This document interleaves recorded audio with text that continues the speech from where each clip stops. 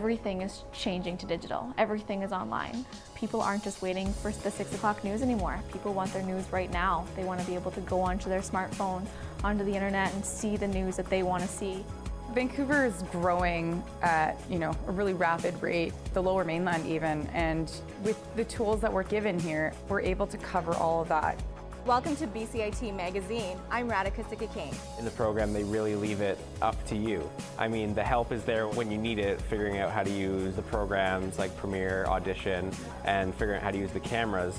But it's up to you to sort of experiment and figure out what you can do when you go out in the field. They brought candles and flowers to remember the student who lost her life yesterday. Teresa May says the international community condemns Moscow. They really make sure that you know the basics. Institute of Technology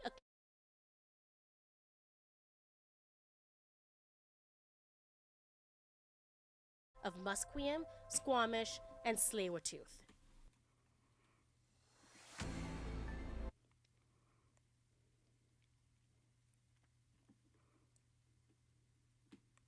Good afternoon, I'm Orchid Solang, and this is your news to 3:30. A small 3.1 magnitude earthquake struck off the coast of Vancouver Island early this morning. Earthquakes Canada says it occurred 13 kilometers north of Sydney at about 5:30 a.m. The agency says the quake was lightly felt on the Sanic Peninsula. They say quakes with magnitudes of less than 5.4% or 5.4 rarely cause damage. A pedestrian has passed away after being struck by a vehicle in Langley. Police say the crash happened near 264th Street and Zero Avenue just before 7 a.m. They say firefighters and paramedics tried to help the pedestrian, but he died at the scene. Police are asking anyone who was in the area at the time of the crash or anyone with video footage to contact them. Police say a Lamborghini Huracan supercar was caught speeding more than twice the limit earlier this month. A statement from BC Highway Patrol says the driver was caught on Highway 99 in Porto Cove, going 165 kilometers per hour in an 80 zone. Police revealed that the driver of the vehicle was a 34-year-old North Vancouver resident. He now faces hundreds of dollars in fines, including penalties for speeding, failing to display a front license plate, and failing to use winter tires. Corporal Michael McLaughlin says excessive speed is dangerous, and in winter conditions, roadways can get icy despite above zero temperatures. More on road safety, BC Highway Patrol reminds the province of BC's winter driving requirements. Winter tires are required on most BC highways until March 31st at the earliest. Rules also apply to supercars. Vancouver's real estate market is fluctuating, especially with the recent interest rate changes. Keone Mo has more on the story. The Vancouver housing market is constantly shifting. The Bank of Canada just reduced the interest rate to 2.5%. With inflation rising to 2.4%, people are spending more than they're used to. This has led to people holding off on home purchases despite the better interest rate, according to Vancouver real estate agent Mark Cole. The job stability, the inflation, the cost of living, all of those things are making people hesitant to commit. A market overview determined the average home cost in Vancouver to be $1.2 million. Minimum wage in BC is $17.85. So a minimum wage worker would have to work more than 67,000 hours to afford a home in Vancouver, on top of things like food and clothing. The provincial government has responded to this cost of living crisis by commissioning affordable housing projects throughout the province. Keone Mo, BCIT News. Sticking with housing, Vancouver's official development plan is in the works, and the city is open to public feedback. Reporter Gabe Liesi has more. The City of Vancouver's official development plan is now available for housing nerds and concerned citizens alike to sink their teeth into. The city will use the agreed-upon guidelines to plan out spaces for parks, homes, and schools over the next 30 years. Michael Mortensen is the director of Livable City Planning in Vancouver and hopes bylaws will reflect the current economic times. I think a focus on policies that create the framework for delivering housing in an affordable way really should be top of mind. Feedback will be accepted until next Wednesday, October 29th. City Council must review and approve the completed plan by June 2026. Gabe Liesi, BCIT News. As the BCGEU strike continues, imported alcohol is no longer an option for restaurants in BC. Our reporter Kai Garcia has more on why local liquor may not be the solution. Restaurants rely on government warehouses that control the distribution supply of imported alcohol. The ongoing BCG EU strike is causing restaurants' inventories to run low. There are local liquor options. However, Como Taparia co-owner Sean Layton explains why buying local isn't an option for all restaurants. Like, you know, there's BC stuff we can buy, but the BC stuff is good, but it's really expensive. With all BC stuff, prices are going to have to go way up, and that'll be for everybody. And I don't know how long everyone could survive with just BC product. In times of economic uncertainty, with inflation and rising costs, there isn't much room for businesses like Como Taparia to raise prices and for consumers to spend more. Kai Garcia, BCIT News. In international news, U.S. Vice President J.D. Vance, White House envoy Steve Witkoff, and negotiator Jared Kushner are currently in southern Israel for talks on the ceasefire.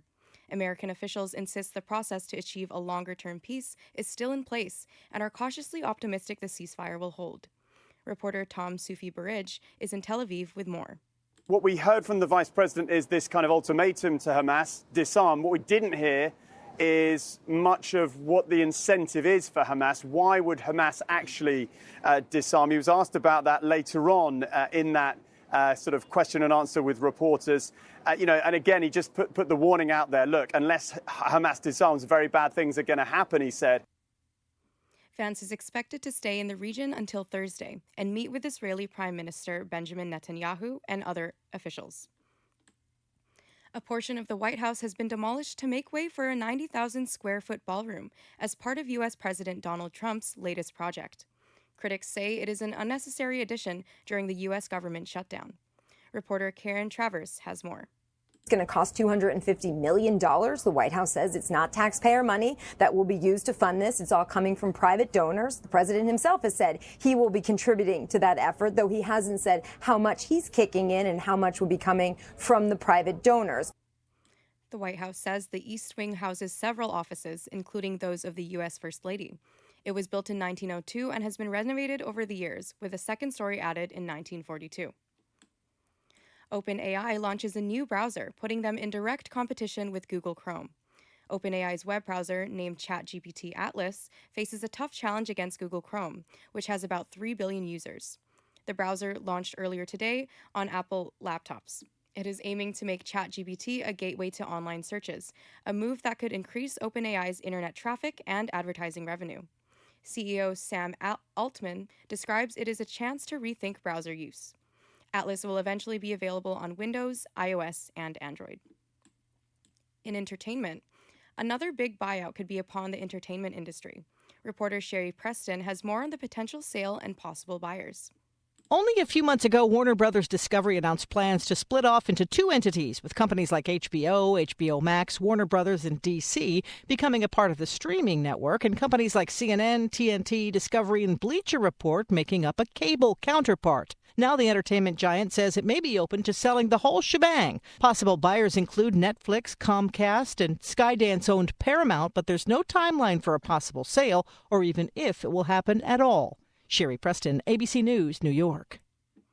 Now moving to sports, the Toronto Blue Jays are off to the World Series for the first time in over 3 decades. The team won the American League Championship Series against the Seattle Mariners, 4-3.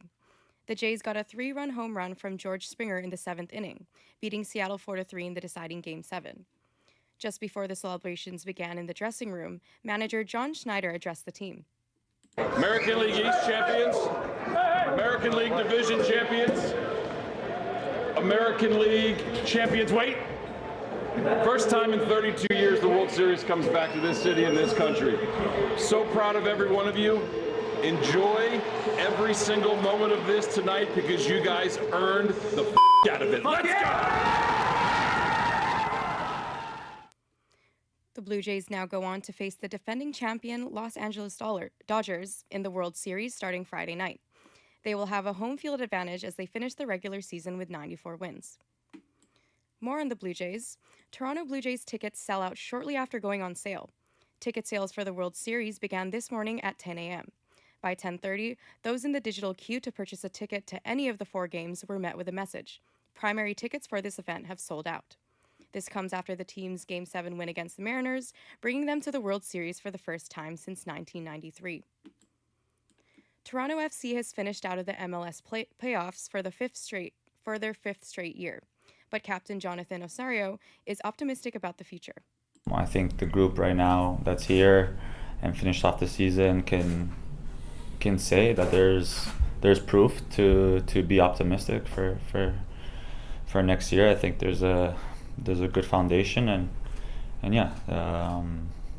there's reason to be hopeful that next year can start off well. Toronto lost just one of its last 10 games thanks to a league record 8 straight draws. More on Toronto FC. Toronto FC has the ability to make personal changes in the offseason with 13 players on expiring contracts and 2 more with whose loan spell expire at the end of the year. Coach Robin Fraser says the changes will be strategic.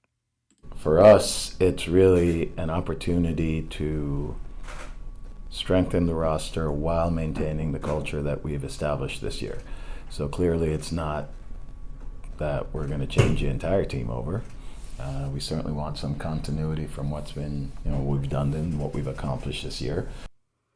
Toronto FC finished the season at 6-14-14 out of the playoffs.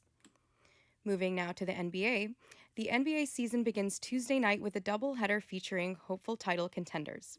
Correspondent Gethin Kulba reports.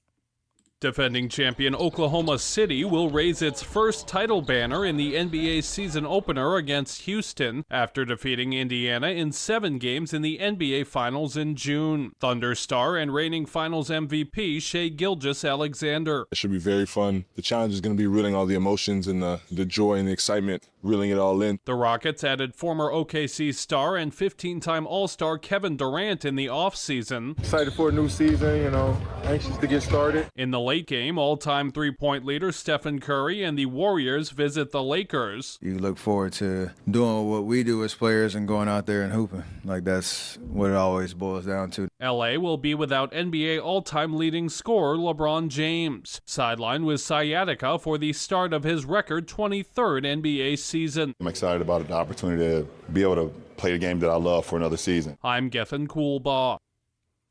Sticking with basketball, the